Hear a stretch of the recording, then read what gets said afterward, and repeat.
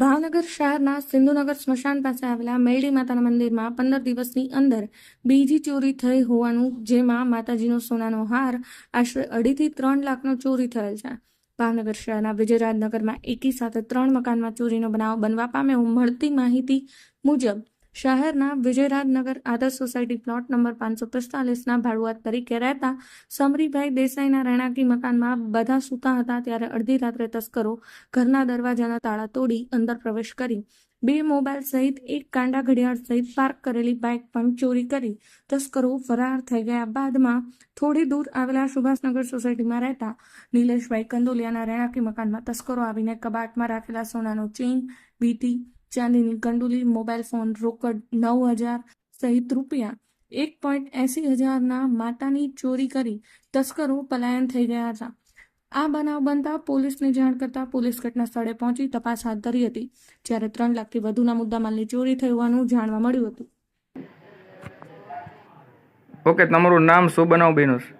મારું નામ દેસાઈ સમીર છે અને અમારા ઘરે ગઈ રાત્રે ચોરીનો બનાવ બનેલો છે.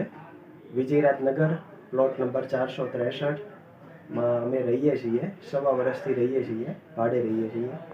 અને અમારા ઘરેથી 1 મોટરસાયકલ, 2 મોબાઈલ અને 1 કાંડા ઘડિયાળ ચોરી થઈ ગયેલ છે ગઈ રાત્રે. રાતે 2 થી 6 વાગ્યાનો ટાઈમ પીરિયડ હશે. ઘરમાં કોઈ હતું કે ખાલી?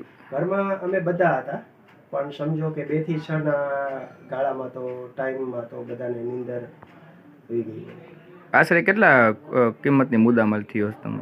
આશરે સમજો કે 25,000નું મોટરસાયકલ, 30,000ના 2 મોબાઈલ અને 1,500ની ઘડિયાળ. ઓકે, તમારું નામ કયો વિસ્તારને શું બનાવ બન્યો? તમારું નામ કયો વિસ્તારને શું બનાવ બન્યો? મારું નામ નિલેશભાઈ કંગોળિયા છે અને મારા ઘરેથી રાત્રે ચોરી થયેલી છે.